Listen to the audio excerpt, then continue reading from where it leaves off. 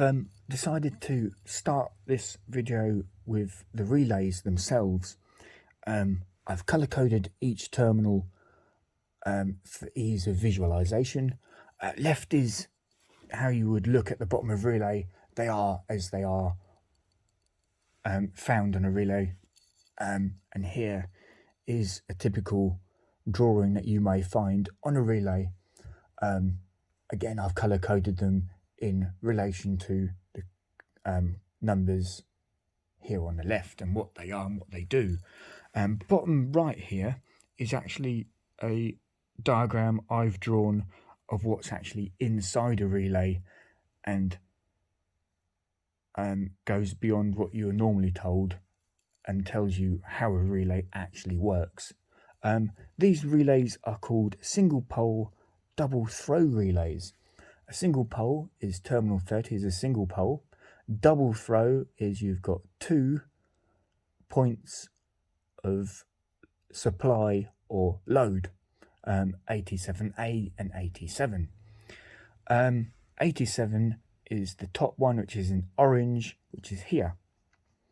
This one will show you on this picture that it's actually not connected to anything at all. So 87 is actually off.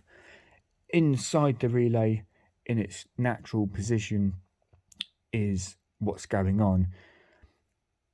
And I will explain this in a minute, why that is drawn and described in this particular way. So 87 is an accessory or load. You're running it for something. 87A is also another load that you're used. 86 here on the left is a switch live, battery live. Why that is, and it can't be an earth, you can't have the switch switching the earth, you have to have it switching a battery live feed. Why that is because of terminal 85, which is the next one, which is here. 85 is the earth, negative or ground. 86 needs to be battery positive. So what happens when you switch to on, it will send a battery supply or battery positive feed down terminal 86, which would go through these coil windings, these are, and then come out then through terminal 85. So it will complete this circuit. What that does is this arm here will be pulled down towards this coil winding. So electromagnetic force is applied to this arm, which pulls it down. Here is a spring. So when you turn the switch off, which disconnects the supply to terminal 86, this circuit is no longer complete, which means there's no electromagnetic force being pulled for this arm to come down. So this arm can then be released. This spring here will pull this arm back up. 87A will be fed continuously with battery supply because it's making contact constantly with 87A. So battery supply will go through terminal 30, which is up for this arm, will then connect to 37A and supply voltage constantly to 37A. When you turn a supply to 86, you send voltage down here, completes the circuit, the arm pulls down. What will happen here is this arm will move, but it pushes this terminal over towards 87. So basically you've got this arm and it comes along then to 87, which is then completing that circuit. It then disengages the power being sent to 87A and just supplies it to 87 instead. Until you turn off the supply to this. So all a relay is a switch. You're switching supply to either one or the other. This is a typical 5-pin relay. You can buy 4-pin relays, and all that means is it takes away 87A and just leaves you with the 4 terminals 85, 86, 30 and 87. It still does exactly the same, just this little arm here is taken away. It's not inside the relay anymore, so there can't be that terminal that would be used.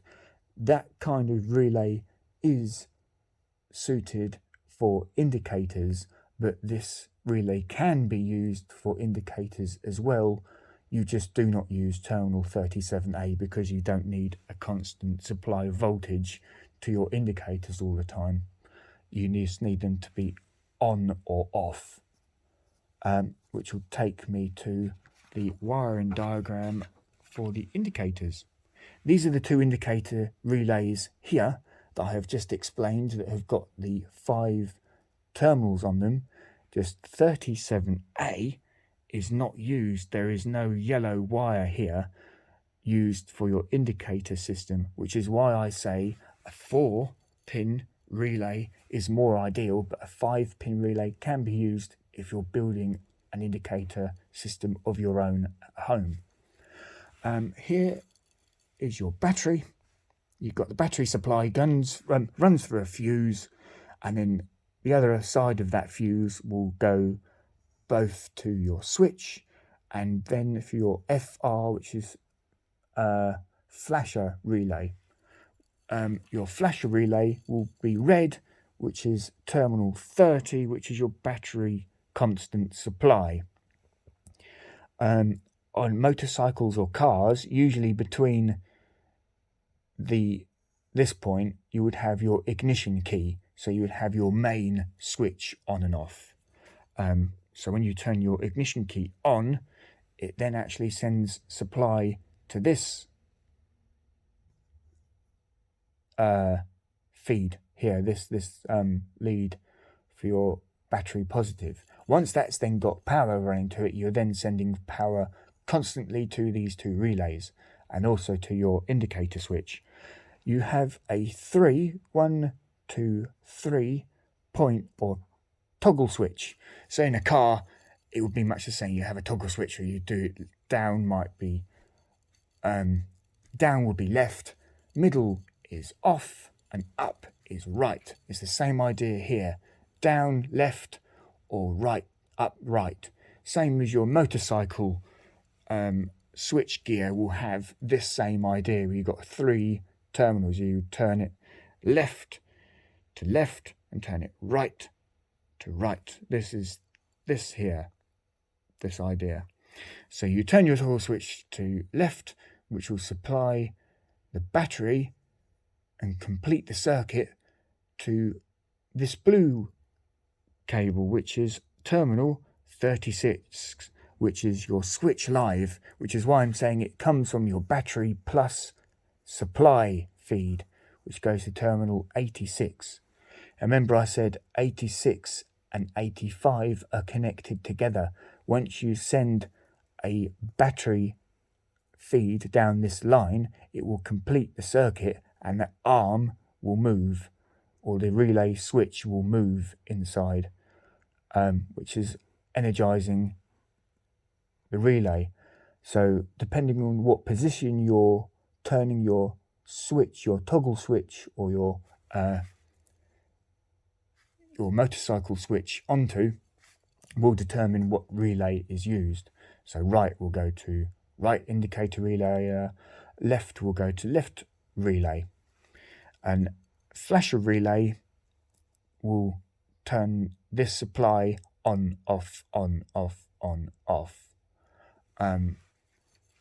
So your main supply will turn off and on. I will explain how that works in a minute. 87, your accessory load, will be for either your right indicators on your right indicator relay or your left indicators on your left indicator relay. Here is a dash bulb that's usually found on either motorcycles or cars. It's wired in, so you've got the plus terminal and your negative terminal on your dash bulb.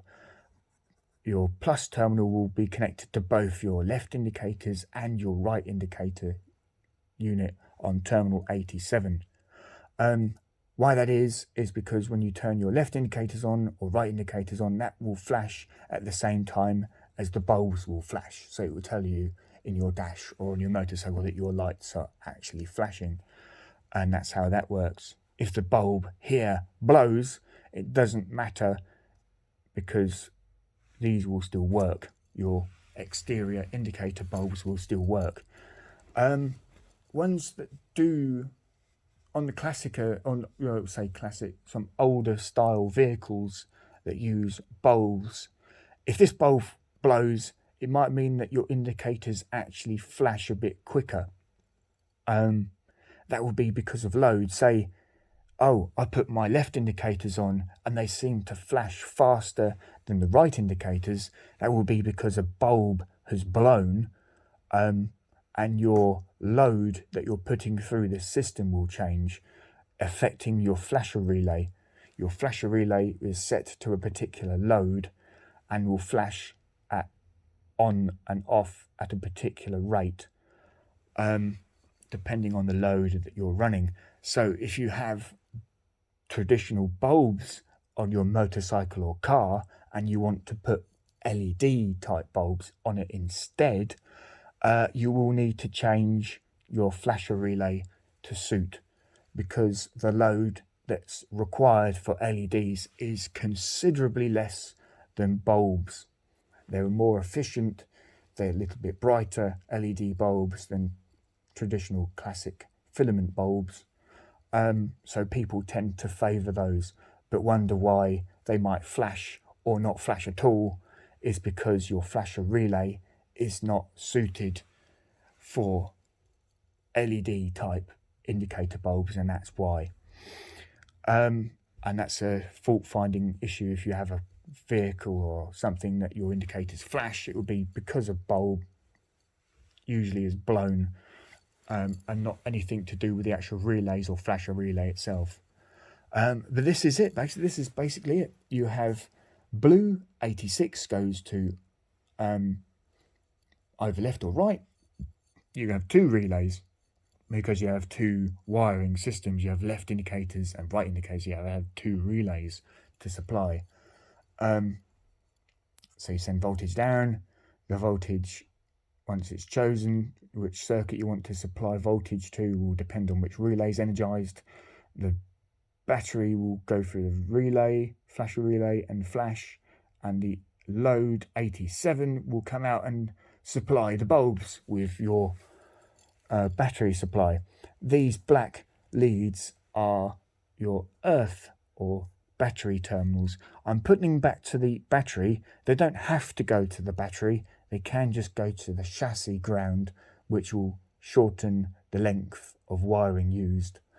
I'm just using this as a visual guide to say that that's where it goes and that's what it does. Your battery in your vehicle or motorcycle or car will usually be put to your chassis or your bike frame, so your bike frame is ground. So if you put your lead to that, why that is because it's in some sense weight saving. The less wiring you have, the less weight that your vehicle will have, so on and so forth. Less to go wrong as well. That's why a lot of them use the chassis as the earth for that idea. So that's basically it. 87 accessory load. 87A is not used in this particular system.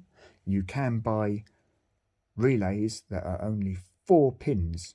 So they will only have 87, 86, 85 and 30. You still wire it up exactly the same as this is. You just do not use 87A. Some relays you can buy 4 pin ones that don't have 87A on them at all anyway, so it might make your life a little bit less confusing. And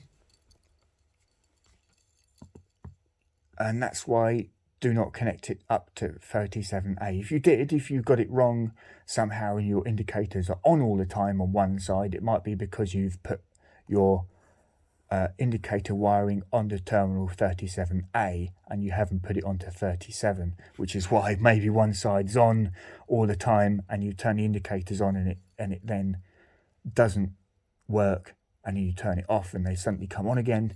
That would be wise because you've actually wired it up to the wrong terminal on terminal 87A. do not use that terminal, only use terminal 87. How does a flasher relay work? Well, this would be my next description. This here is a flasher relay on the inside. This is a typical old mechanical type relay. What you have are two terminals. One terminal is called B, one terminal is called A.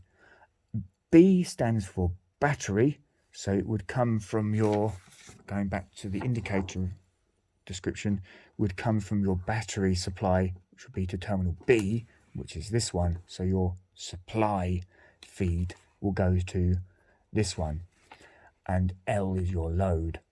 If you were to wire it up the other way around, it would mean that your flasher relay would not work because the wiring is not set up to work that way. Put this over here a minute.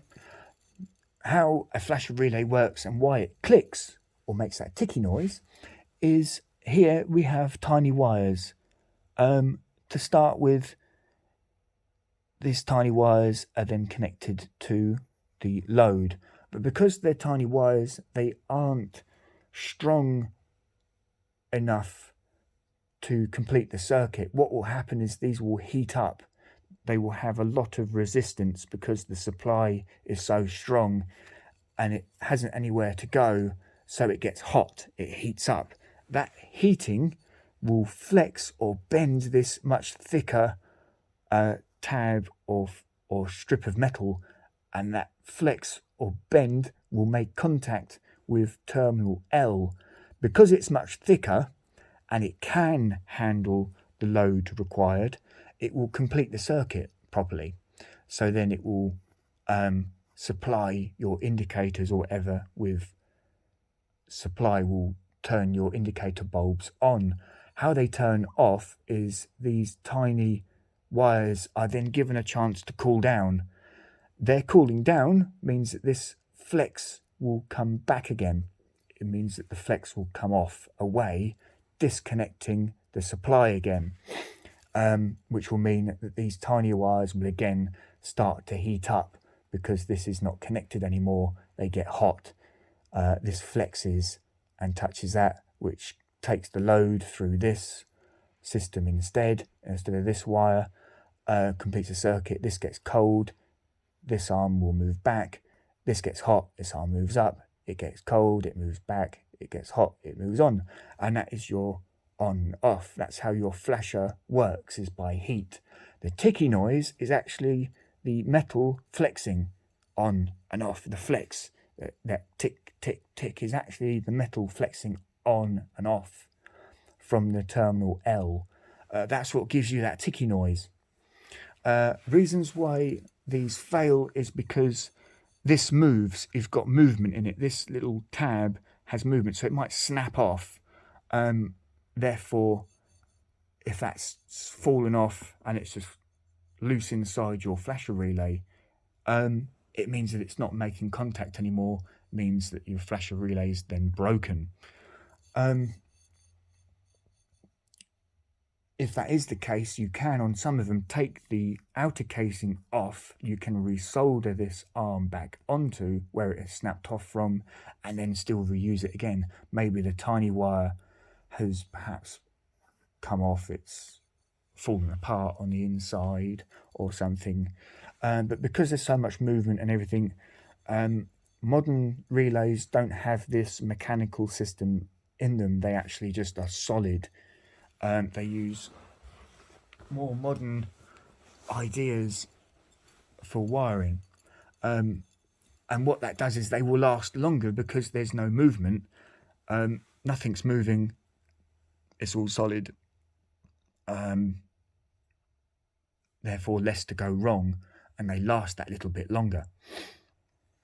But that is basically how a flasher relay will work. It works under heat expansion. The heat will make this arm move up, cool down, come off, and that's how you get a flasher to work. This diagram here is to go back to your 5-pin relay, and in a circumstance why you might want to use 37A. Obviously, you can't use it on an indicator system, so what could you use it for? Rather than me just saying, you can't use it, don't use it, and not explain why or how, this diagram explains how you can use that terminal for something. Here, this upper bit is a water container. Here is another water container. 87A, as I have explained, is constantly fed with battery supply all the time that you're connecting or completing this circuit. All the time that terminal 30 has got supply to it, so has 37A. So 37A in this instance is connected to a water pump. The water pump sends water up the tube into the separate container up here. This container will fill up with water, pushing this float upwards, creating contact as the switch here. Creating a circuit through battery positive through here will send battery positive to terminal 86. 86 will then mean the relay switch will switch then onto terminal 87, taking supply away from 87A, which means that the pump would then turn off, no longer sending water up to the pump up here.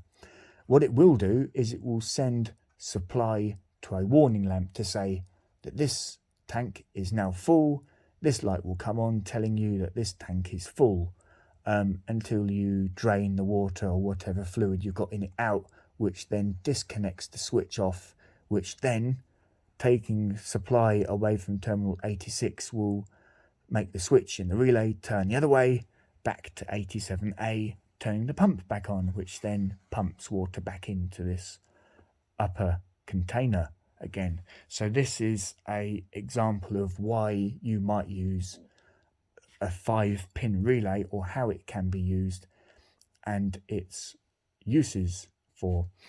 Other uses for a 5-pin relay would be for anti-lock braking systems, electric sunroofs, electric aerials, air conditioning, automatic transmission, gearboxes, some lights. You might want to have 2 lights that come on, maybe, central locking systems, heated rear windows, single rear fog lamps, and fuel pumps also. These relays are called changeover relays because they change from one to the other, a changeover. And that's what they're called that for. So yes, rather than me just saying you can't use 87A on indicators and I'll explain why, this explains how to use terminal 87 and why it might not, why it isn't useful for an indicator wiring diagram for it. And that's basically it. You can use a 5-pin relay on an indicator system. I did. The reason for that being is because of cost. It's actually, for me, at the time, it was cheaper to buy a 5-pin relay and just not use 87A at all. And explain that, yes, you can use them. This is how to use it. But you can also just use plain 4-pin terminal relays. It's best if I show both. Gives you a better understanding, might explain a little bit better to you how or why, and be a bit more informative of the reasons, and explain how a relay works and why it does. Yes, hopefully this has been helpful. Hopefully it's guided you. This is my own wiring that I've done for my own push bike that I've wired indicators in for it, because it is, once you understand it in a simple way, it's easy to do. Yeah, hopefully that's helpful. Leave any comments or anything you want, asking any specific questions, anything you want to know, maybe what fuse rating you want to use. I could help work with you, work out what fuse rating you would need depending on your load, which would depend on the wattage of each bulb. Bulbs will have their own wattage, maybe a 5 amp, maybe a 21 amp, or 25 watts, 21 watt. Sorry, bulbs, not amps, watts. that will then determine the load. So if you've got 5, 5, 5 and 5 would mean you would have 20 watts altogether, give or take 1 or 2 watts maybe to even it out. So you have 20 watts altogether. That would then determine what sort of rated fuse you might want to use for the relay, for the indicators system. So yeah, hopefully this has helped. Any more questions you want to ask, do ask them, and I will help in the best way I can. Thank you for watching.